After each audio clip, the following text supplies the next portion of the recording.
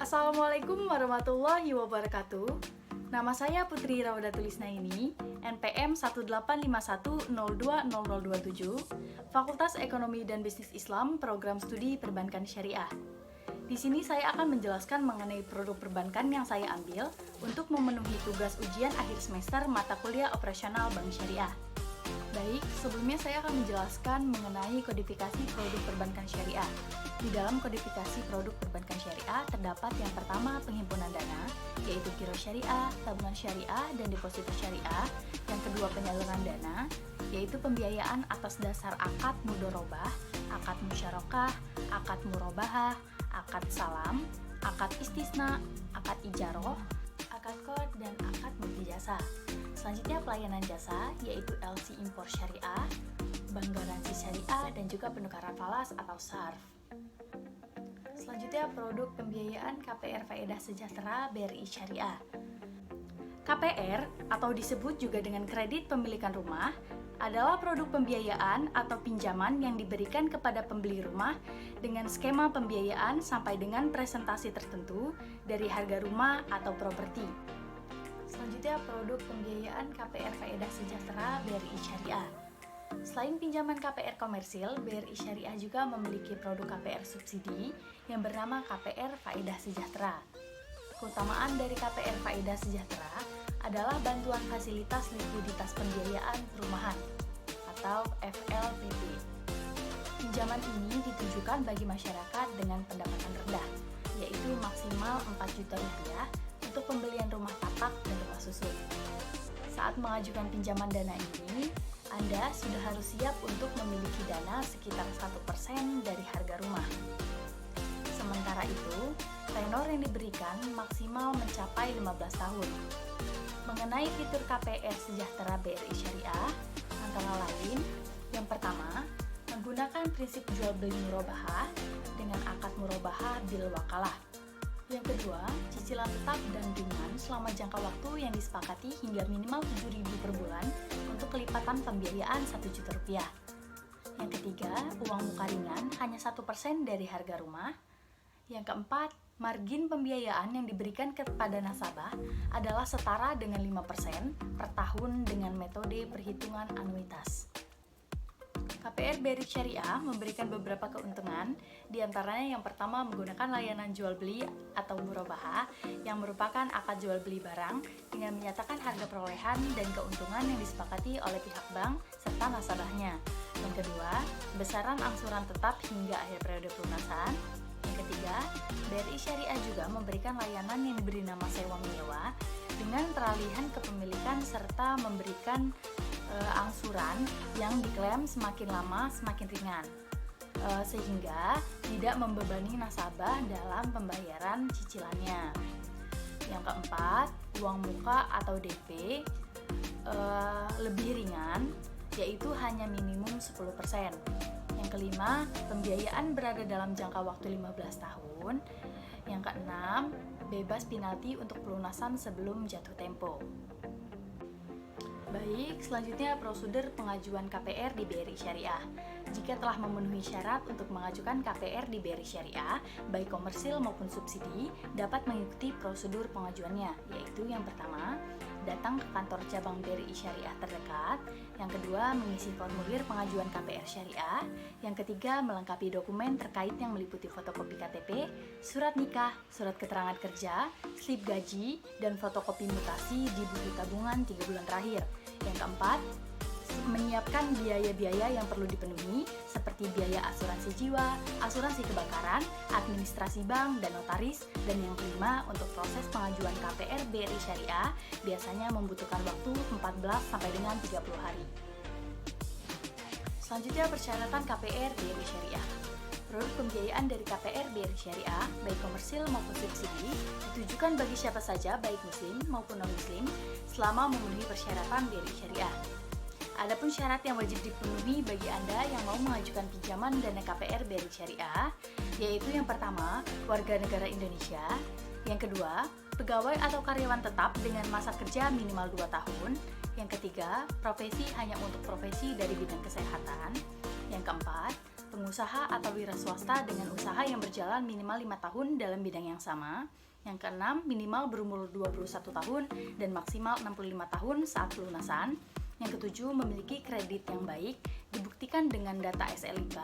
Yang kedelapan, mempunyai rekening di Bank BRI Syariah agar mempercepat pencairan dana. Yang kesembilan, setiap pinjaman di atas 50 juta wajib ada NPWP pribadinya. Sementara itu, untuk KPR Faedah Sejahtera Subsidi, terdapat persyaratan tambahan, yaitu pertama, Anda dan pasangan Anda belum pernah mempunyai tempat tinggal tetap yang dibuktikan dengan surat keterangan yang ditandatangani RT atau RW setempat atau instansi tempat bekerja. Yang kedua, Anda dan pasangan Anda masing-masing belum pernah mendapatkan subsidi perumahan. Yang ketiga, penghasilan paling banyak 4 juta rupiah per bulan. Yang keempat, untuk CPNS dapat dibiayai dengan masa kerja minimal 1 tahun. Yang kelima, dokumen penunjang KPR Faedah Sejahtera.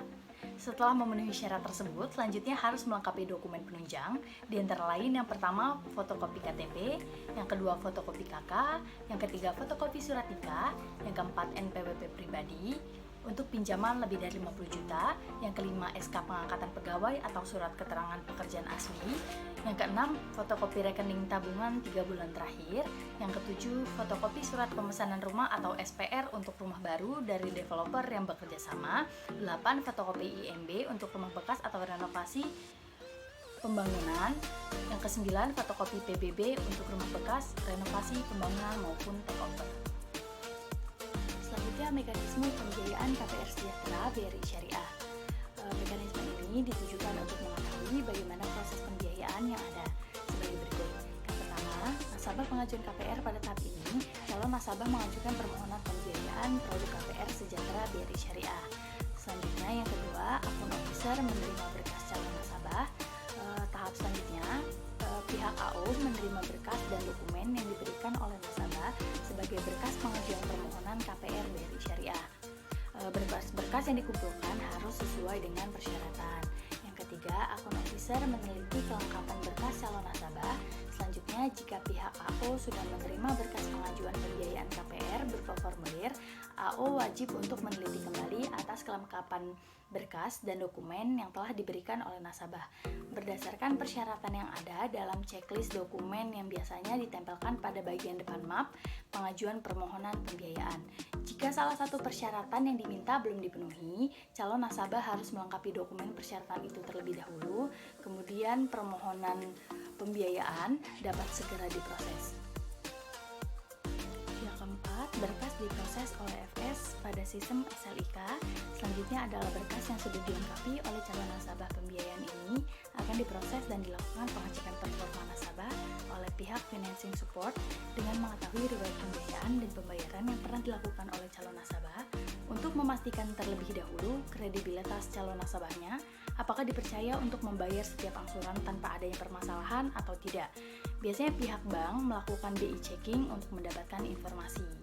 Yang kelima, wawancara setelah akun officer menerima berkas lengkap yang telah diperiksa melalui SLIK, pihak AO harus langsung melakukan wawancara. Yang keenam, berkas diinput sistem Elon. Setelah akun officer melakukan wawancara, langkah selanjutnya berkas akan segera diinput ke dalam sistem Elon. Yang ketujuh, validasi data. Setelah berkas diinput sistem Elon, lalu akun officer akan melakukan validasi pengecekan data apakah data yang tersedia calon debitur adalah benar. Selanjutnya, yang kedelapan yaitu analisa pembiayaan selanjutnya. Berkas akan dianalisis oleh AO. Kegiatan yang dilakukan adalah menilai aspek kuantitatif dan kualitatif terhadap kelayakan atau tidaknya permohonan pembiayaan tersebut untuk dibiayai. Yang kesembilan, AO mengirim berkas appraisal. Yang ke-10, taksasi adunan. Yang ke-11, AO menganalisa keseluruhan. Yang ke-12, muncul surat persetujuan prinsip pembiayaan. Yang ke-13, AO mengirim berkas akad ke notaris. Yang ke-14, proses akad. dan yang terakhir pencairan. Setelah melakukan akad, dana akan cair langsung kepada developer karena pada prinsipnya dalam pembiayaan KPR subsidi di Bank BRI Syariah lebih sering menggunakan akad murabahah karena menggunakan prinsip jual beli dan tidak menggunakan sistem bunga. Baik, selanjutnya saya akan menjelaskan mengenai produk kedua yang saya ambil dalam perbankan syariah, yaitu produk pembiayaan kredit kendaraan bermotor BRI Syariah. Pembiayaan kredit kendaraan bermotor atau KKB BRI Syariah secara definisi merupakan fasilitas kredit yang diberikan oleh bank atau perusahaan pembiayaan lainnya untuk pembelian kendaraan baru maupun bekas. Khusus untuk kendaraan bekas, bank atau perusahaan pembiayaan yang bersangkutan biasanya menetapkan batasan usia kendaraan yang dapat dibiayai sesuai dengan ketentuan bank. Kredit kendaraan bermotor bisa diajukan oleh perorangan maupun instansi. Jaminan dari pembiayaan ini adalah untuk pemilik kendaraan bermotor alias BPKB.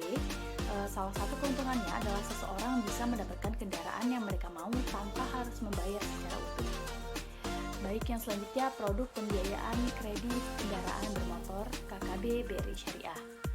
Produk pembiayaan kredit kendaraan bermotor dihadirkan untuk memenuhi kebutuhan masyarakat Indonesia untuk memiliki kendaraan idaman untuk kebaikan keluarga Indonesia. Pembiayaan ini menggunakan akad murabahah atau akad jual beli.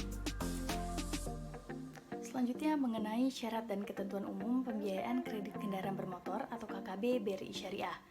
Adapun syarat dan ketentuan umum yang harus diketahui sebelum memilih pembiayaan ini adalah: yang pertama, warga negara Indonesia; yang kedua, calon nasabah merupakan karyawan tetap dari sebuah perusahaan dengan pengalaman kerja minimal 2 tahun; yang ketiga, merupakan karyawan tetap pada sebuah perusahaan; yang keempat, untuk calon nasabah profesional telah memiliki pengalaman praktek pada bidang yang sama minimal 2 tahun; yang kelima, usia calon nasabah pembiayaan minimal 21 tahun dan maksimal adalah usia pensiun untuk karyawan dan 65 tahun untuk profesional. Yang keenam, calon nasabah tidak termasuk ke dalam daftar pembiayaan bermasalah. Yang ketujuh, calon nasabah memenuhi persyaratan sebagai pemegang polis asuransi jiwa. Yang kedelapan, memiliki atau bersedia membuka rekening tabungan pada Bank BRI Syariah. Setelah memenuhi dan mengetahui kriteria dari persyaratan umum, maka ada beberapa dokumen yang harus disiapkan oleh calon nasabah yang dibedakan antara karyawan tetap dan profesional, yaitu untuk karyawan tetap, yang pertama surat keterangan bekerja dari perusahaan atau instansi, yang kedua fotokopi kartu identitas yang masih berlaku atau KTP, yang ketiga fotokopi kartu keluarga dan surat nikah bagi yang telah menikah, yang keempat slip gaji terakhir atau surat keterangan gaji dari perusahaan atau instansi tempat bekerjanya, yang kelima rekening koran tabungan untuk 3 bulan terakhir, yang keenam fotokopi NPWP pribadi untuk pembiayaan di atas 50 juta rupiah. Dan untuk profesional, yang pertama fotokopi kartu identitas atau KTP, yang kedua fotokopi kartu keluarga dan surat nikah bagi yang telah menikah, yang ketiga rekening koran tabungan untuk 3 bulan terakhir, yang keempat izin praktek yang masih berlaku, dan yang kelima fotokopi NPWP pribadi untuk pembiayaan di atas 50 juta rupiah. Selanjutnya, mekanisme pembiayaan kredit kendaraan bermotor atau KKB BRI Syariah. BRI Syariah memiliki proses yang harus dipatuhi oleh pegawai maupun calon nasabahnya, sehingga dalam penerapan pembiayaan murabahah pada Bank BRI Syariah dapat berjalan dengan baik. Mekanisme pada KKB BRI Syariah yaitu akun officer mengsolidasi nasabah, di mana tahap ini adalah masa perkenalan nasabah seperti nama, tempat tinggal, pekerjaan, dan lain sebagainya. Jika akun officer menolak nasabah, maka tidak ada pembiayaan murabahah. Jika setuju, maka berlanjut ke tahap selanjutnya, yaitu ke data college, di mana akun officer meminta persyaratan-persyaratan untuk pembiayaan murabahah kepada nasabah seperti KTP, SIM, paspor, KK, NPWP, dan lain sebagainya. Apabila persyaratan yang dibutuhkan tidak lengkap, maka AO meminta kelengkapan persyaratan nasabah untuk college data. Ketika persyaratan sudah lengkap, maka tahap berikutnya yaitu analisis. Di tahap ini, akun officer untuk mengetahui karakter nasabah, yaitu 5C. Jika pada tahap analisis ini nasabah tidak memenuhi 5C, maka pembiayaan ditolak. Selanjutnya, berkas nasabah yang akan melakukan pembiayaan akan dialihkan ke financing support.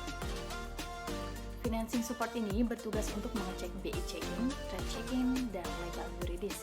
Apabila BI checking dan trade checking lancar dan agunan layak untuk melakukan pembiayaan, maka berhak ke tahap selanjutnya.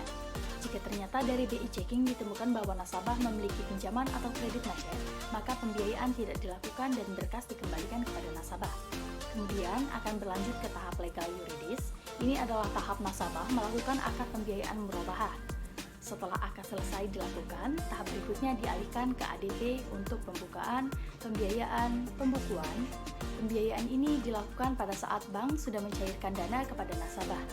Tahap selanjutnya, loan operasional ini adalah tahap di mana dilakukannya pengecekan kembali terhadap dana yang sudah dicairkan. Selanjutnya akan dilakukan reporting atau pengarsipan berkas-berkas nasabah yang telah melakukan pembayaran. Dan tahap terakhir adalah monitoring angsuran nasabah oleh akun officer. Sekian materi yang dapat saya sampaikan, kurang lebihnya saya mohon maaf. Wassalamualaikum warahmatullahi wabarakatuh.